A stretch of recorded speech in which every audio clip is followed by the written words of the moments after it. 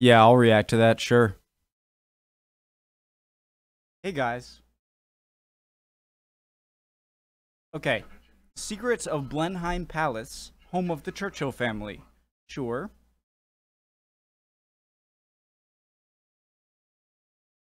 Let's do it. Hello, my name is Connor. I like to watch things and do stuff. Original link to the video, top of the description. Right below that, link to the Discord. Click on it, send you right over there. Hope you are ready to learn. If you are not, there's the door. Home ec is down the hall. Phones away. Let's go. This is the only non-royal, non-episcopal Check out that frickin' building. house in England to hold the title of palace, and it's probably most famous as the home of Winston Churchill. But there's so much more to it than that. These grounds are bursting with all the thrills and spills of history. This has been the home of weird Art Deco eyes, a Roman sarcophagus, and maybe even a medieval labyrinth. And the drama which has happened here is worthy of a Shakespearean epic. There have been clashes between queens and duchesses and royal mistresses. There have been national heroes and mischievous schoolboys. And let us not forget the most undervalued character of all, a porcupine.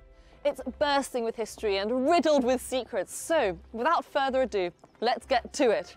These are the secrets of Blenheim Palace. Let's go. Holy smokes, look at that.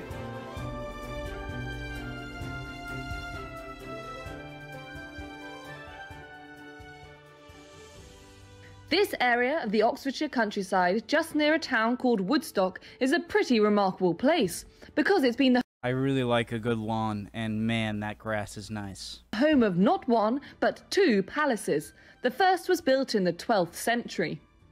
In 1129, King Henry I built a hunting lodge here and had 7 miles of wall built to create the first enclosed park, where he kept lions and camels and even England's first porcupine. His grandson, King Henry II, turned the hunting lodge into a grand palace named Woodstock Palace. Henry II spent much time at Woodstock, holding important councils and royal weddings. It was at Woodstock that he had his first clash with Thomas Becket. It was also here that it said King Henry II built a secret cloistered retreat for his mistress, Rosamund Clifford, which could only be reached via a labyrinth of paths. Really? The idea was to keep her hidden from Henry's formidable queen, Eleanor of Aquitaine.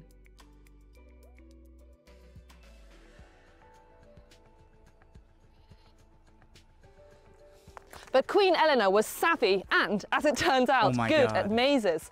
The story goes she navigated the labyrinth, confronted fair Rosamund, and forced her to choose between the dagger and a bowl of poison. Rosamund chose the latter and died. Woodstock Palace no longer exists, but part of what is supposedly Fair Rosamund's hideaway can still be seen. This is a pool known as Fair Rosamund's Well. It's said to be supplied by a spring that never stops flowing. A likely story. Woodstock Palace was also familiar to many of England's kings and queens, especially Elizabeth I, who spent nearly a year under house arrest during the reign of her sister, Queen Mary I. Elizabeth even scratched the following words on one of the windows: "Much suspected by me, nothing proved can be, quoth Elizabeth, prisoner." Henry II's royal manor was attacked during the English Civil War. By the 18th century, it was derelict and crumbling. It seemed the glory days for this plot of land were well and truly over. Not quite. This was to change after the monumental events of the 13th of August 1704. Far away from the sleepy Oxfordshire countryside in a place in southern Germany known as Blenheim or Blenheim, over 100,000 men prepared to fight. The ensuing bloodshed became one of the major battles of the War of the Spanish Succession, the Battle of Blenheim. Once more, it was a tremendous victory for allied English, Dutch and Austrian armies. Bavaria was knocked out of the war, and Louis XIV's hopes of an early victory were destroyed. I'd like to learn about the War of the Spanish Succession. I am getting into my last episode of the Great Northern War, which is a kind of simultaneous side-by-side with the Spanish Succession, I believe, so I'd like to learn about that. One of the factors of the Allied success was the brilliant leadership of John Churchill, the Duke of Marlborough. It was a textbook example of planning, logistics, tactical and operational skill. Marlborough's close attention to detail was worth it. Not only did he come home in glory, with Battle being compared to Agincourt, but in 1705 he was given one of the most generous gifts in history. We're not talking a bottle of champagne or a free holiday here, or even a couple of VIP tickets to Wimbledon. Parliament promised to build him a palace. And where would this palace be? Well, here at the Royal Manor of Woodstock. And so John Churchill, the only Briton ever to have risen from a commoner to a duke in one generation, was given money by Parliament to build himself a cosy getaway in the countryside. He built this.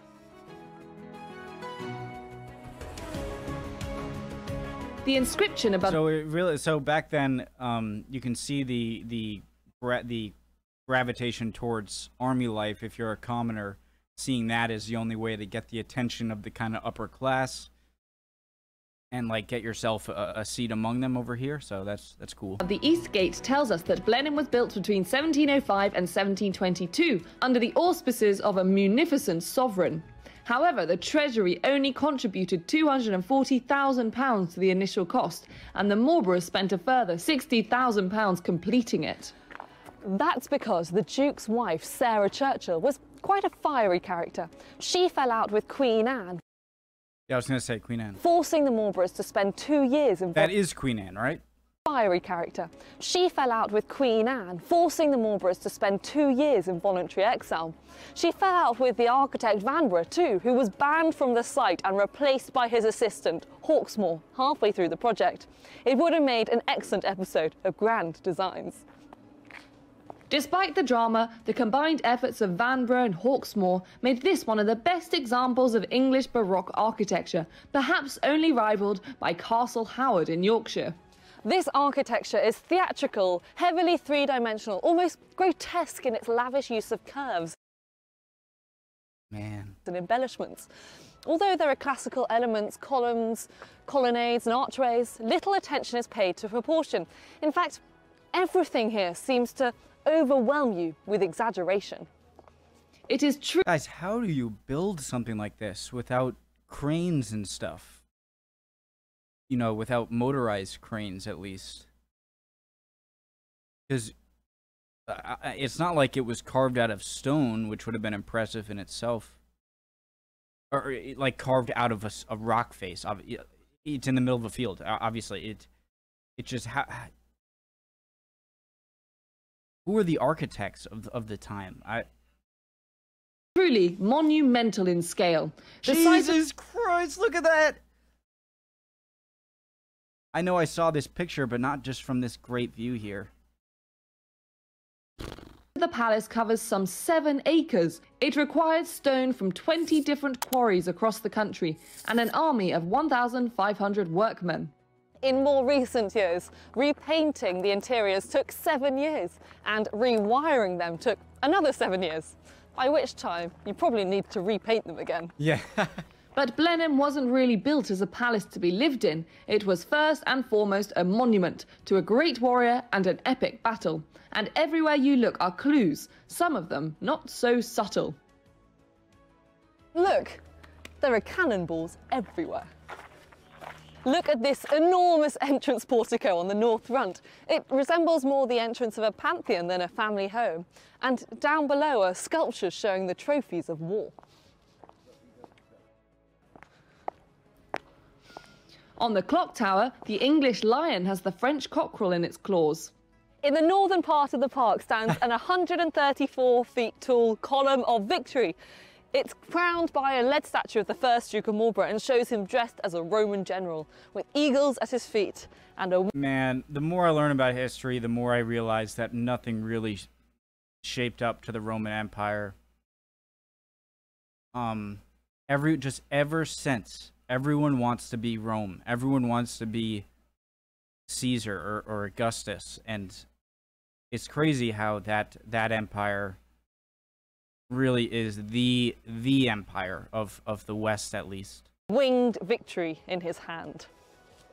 The Marlboroughs even built their very own triumphal arch, known as the Woodstock Gate, which was based on the Arch of Titus in Rome.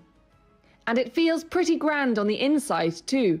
The Great Hall has a 67-foot-high ceiling, exactly half the height of the column outside. And there he is, the first Duke of Marlborough, kneeling to Britannia and presenting a map of the Battle of Blenheim. We've got the arms of Queen Anne in the keystone and Corinthian columns and pilasters, all carved by Gridden and Gibbons. And the inscription over here describing the first Duke reads, "Nor could Augustus better calm mankind." Everything. Nor could Augustus better calm mankind. There he is. Behold the man to distant nations known. Something, something. Oh, known, who shook the Gaelic, fixed the Austrian throne, new luster to Britannia's glory gave, in counsels prudent as in action brave. Not Julius more in arms distinguished, shined, nor could Augustus better calm mankind. Everything here is done on a ducal scale. The lock on these huge doors is said to be modelled on those of the city of Warsaw. And it makes you think, who did the Romans, I guess they thought of like the ancient Greeks as like... So it's really simple. It's really simple. All you have to do is, all you've got to do is, just go like that, right to the right. Is that the right way? Yeah, it's really easy. Then this comes down. Is that right? Okay. And then simply open the door. Ah, hello. This is the saloon, used by the current Duke once a year for Christmas dinner. As well as Queen Anne and Vanbrugh, Sarah, Duchess of Marlborough, also fell out with James Thornhill. I just had an American moment, I guess. Don't get me wrong, I love this stuff. And I know it seems, it's, you know, the thought in my mind, like, oh my god, a few people having these enormous lavish things while other people aren't. Like, I get that, okay? But I just can't get over how beautiful this thing looks. But then I realized, like, that you guys have current dukes who, like, their children. So, like, if you're a duke, okay? Like the one she talked about, like, that duke's child is going to be a... never mind. I'm talking... Never mind. The guy who painted that big ceiling next door. So Louis Laguerre, the French artist, was called in. And when he painted this crowd on the wall in trompe-l'oeil in 3D, as if they're actually here, he included himself. There are plenty more Battle of Blenheim clues in this room too, most notably the Duke riding to victory on the ceiling. I'm starting to get the feeling that the first Duke of Marlborough might have been quite a boring person to sit next to at a dinner party, beginning every other sentence with, "Oh, that really reminds me of this time at the Battle of Blenheim," or "It's funny you should say that because when I was writing the dispatch after the Battle of Blenheim," or Were you at the Battle of Blenheim, sir? That's hilarious. It's just like Blenheim. We know John Churchill. We get it. This is one of the 30 historic clocks which have to be changed twice a year. Before Greenwich Mean Time, aka GMT, was universally adopted, the fourth Duke of Marlborough introduced his very own Blenheim time. They measured it by using a sundial combined with the specific longitude of the palace in relation to Greenwich. There are several staterooms at Blenheim, all hung with tapestries showing Marlborough's victories. But the most intriguing item in this room is a piece of paper. It appears to be a bill from a French tavern listing meat and wine and the prices. But on the right side of the paper is a scrawled letter, for this is the copy of the Blenheim Dispatch, a letter which the first Duke wrote from the battlefield to his wife, Sarah Churchill. This bill was the only piece of paper he had to hand, and it reads, "I have not time to say any more, but to beg you will give me my duty to the Queen, and let her know her army has had a glorious victory." Another incredible object in these rooms is this French royal standard with its 3 fleurs-de-lis. Now, Marlborough wasn't actually given the land here. The land was still owned by Queen Anne, so he was renting it from the crown. But it was a pretty good deal. All he had to do once a year on or before the anniversary of the battle was present a standard bearing the fleur-de-lis of France. This That's tough. tradition continues to this day, and if someone forgets, then it all reverts to the crown. This is the Really? Long Library, originally planned as a room to That's pretty great. Just like have someone in the royal family like slip some sleeping pill. They don't need it exactly. hang paintings. Never mind, I'm It is psychotic. now home to more than 10,000 books. The Annual Register of 1825. I love that one. At one end, it's got Great a book. magnificent statue of Queen Anne. Queen Anne played an important role at Blenheim because she was best friends with Sarah Churchill, the Duchess of Marlborough. Whoa, I thought they were the same. They look like the same person. I'm judging just from paintings, but she seems like one of the more attractive British monarchs. Until they fell out. It was a turbulent relationship, dramatized in the film The Favourite. Despite falling out with Queen Anne, Sarah Churchill seemed to remember her old friend fondly and commissioned this full-size statue. Sarah wrote in 1735, "I am going to Rysbrack, who was the artist, to make a bargain with him for a fine statue of Queen Anne, which I will put up in the book window room with a proper inscription. It will be a very fine thing, and though one figure will cost me £300, I have satisfaction in showing this respect to her, because her kindness to me was real, and what happened afterwards was compassed by the contrivance of such as are in power now." This is quite a flattering portrayal of the Queen, made over 2 decades after she died. For Anne suffered from illnesses which made her obese. As Sarah put it, Anne grew exceedingly gross and corpulent. There was something of majesty in her look, but mixed with a gloominess of soul. When Anne died in 1714, aged 49, she was placed in a coffin described by one onlooker as so wide it was almost square. The palace chapel contains the ornate tomb and sarcophagus of the first Duke and Duchess. Here is the first Duke, dressed as a Roman general, with their 2 sons who both died young. Of course, their 5 daughters are not included in this family group. On either side of the sarcophagus are 2 large statues. This figure with the quill is history, and this figure with the trumpet is fame. And crushed underneath is envy. It's bizarre to think that, as the chapel was not finished when the first Duke died in 1722, he was buried in Westminster Abbey, where he lay for 22 years. Well, what's the message? You're crushing envy? When Sarah died in 1744, his body was brought back to Blenheim and reinterred in the crypt of this chapel. Sarah Churchill insisted that the rest of the chapel be kept simple, as to not distract from her husband's glory. She wrote that the chapels were too often decorated with all sorts of wonderful figures and whirligigs, so ornate that they were only useful to laugh at. The building of Blenheim attracted a great deal of attention, and not for all the right reasons.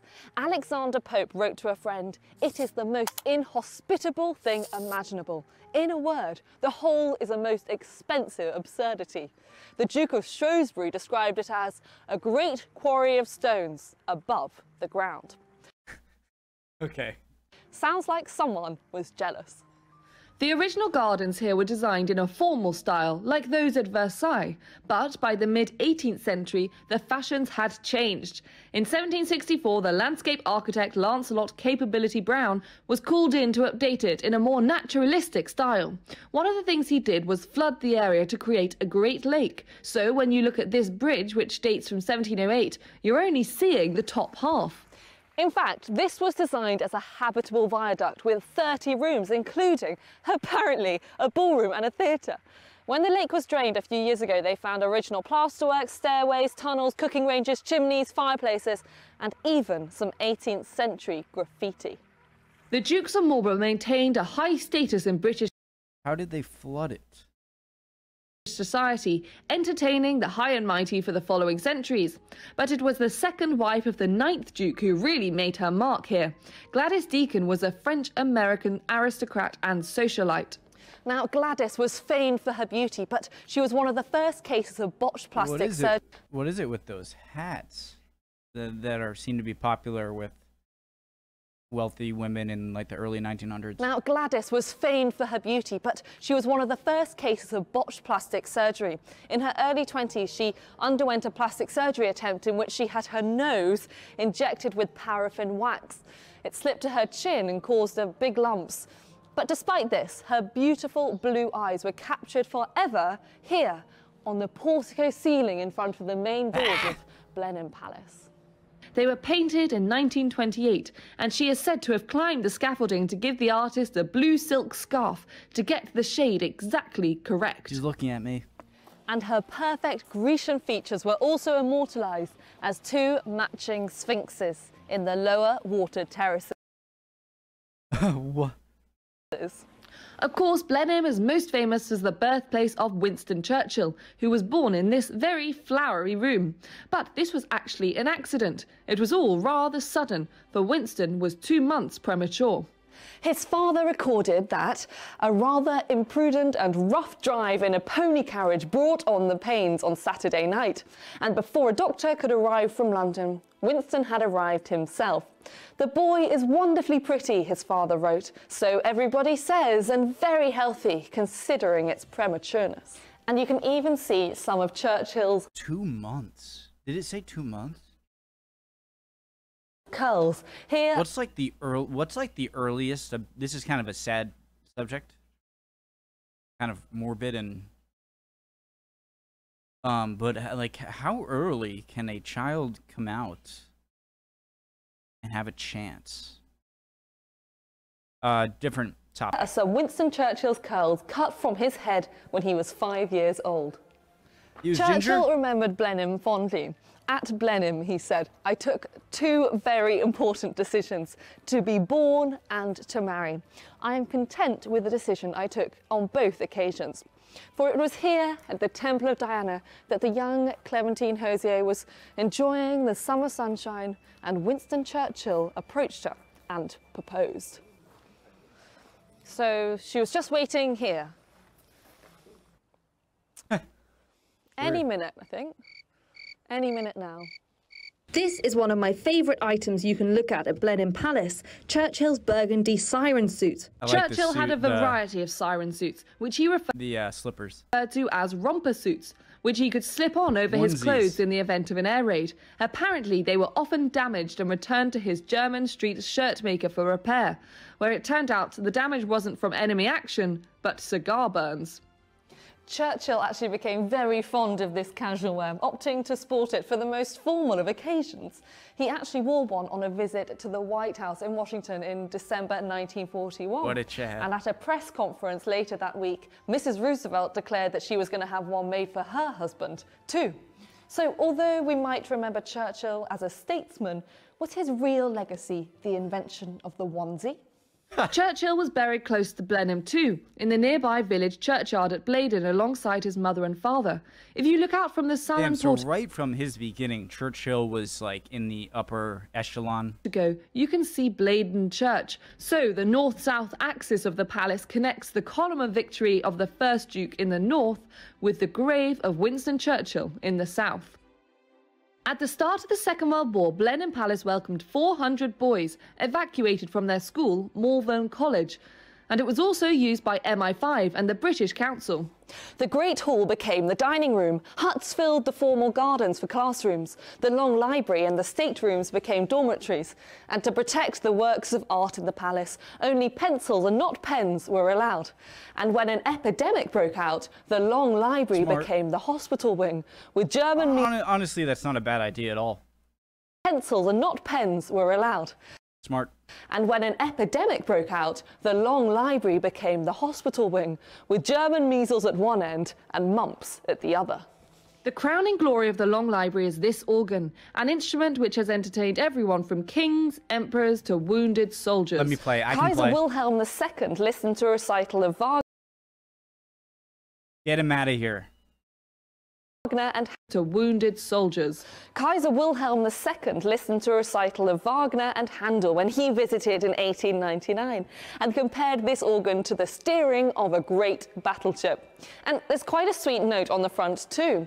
It reads, "To memory of happy days and as a tribute to this glorious home, we leave thy voice to speak within these walls in years to come when ours are still." But whilst this organ was supposed to have 2,300 pipes, after the visit of the Malvern schoolboys, there were only 2,297.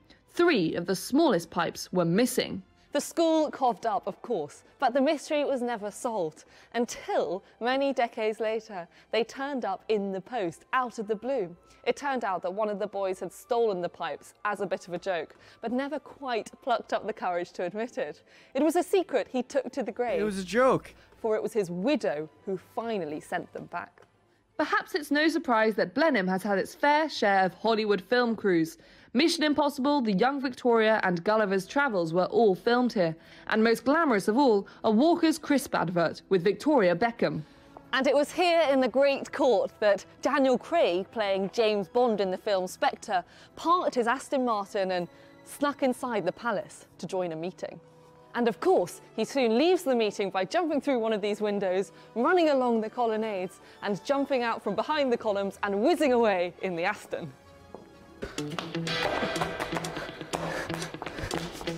The name's Loxton. Alice Loxton. Okay. Okay. And you might recognise this 55-foot cedar of Lebanon. This tree plays a starring role in Harry Potter and the Order of the Phoenix during a flashback scene of schoolboy Snape being bullied by the young James Potter. Flue powder. Okay, she's cool. Blenheim is, of course, often in the news. Not long ago, it made headlines because an art installation of a golden toilet seat was stolen. But my favourite story revolves around this item. For 200 years, this great tub was used to decorate the garden, first as a water feature and later as a rather splendid flower pot. But one day it caught the eye of an antiques expert who happened to be visiting, and he thought there might be more to the story. His hunch was correct, for this is a 1,700-year-old Roman sarcophagus. The carvings show a drunken Dionysus leaning on a satyr at a party, flanked by the likes of Hercules and Ariadne, and 2 large lion heads. It's valued at £300,000. That's a pretty pricey flower pot.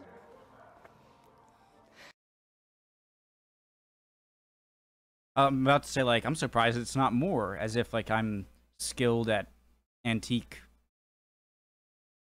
valuation. So, there it is, the history of Blenheim amazing. Palace in a nutshell. I enjoyed that a lot. It's without a doubt the most impressive private house I've ever visited, but it doesn't feel particularly cosy, and I think Alexander Pope's 1714 verse sums it up. It goes, "See, sir, here's the grand approach. This way is for his grace's coach. There lies the bridge, and here's the clock. Observe the lion and the cock.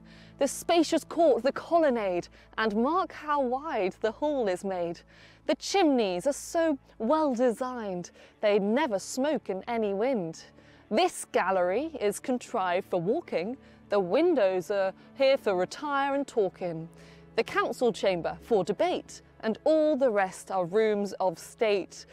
"Thanks, sir," cried I, "'tis very fine, but where'd you sleep or where'd you dine? I find by all you have been telling that 'tis a house, but not a dwelling." Okay, so it clearly seems like it was designed to be lavish from the beginning, obviously, given its location and grandeur. But it was designed to impress and not to be a home. Fair? Man, that lawn. I really enjoyed that. That was cool. History hit videos are always great. They'll be at 1 million subs in no time. All right, hope you're all doing well. All right, if not, chin up. You'll be good soon. Emotions are fickle, my friend. See you next time, guys. Bye.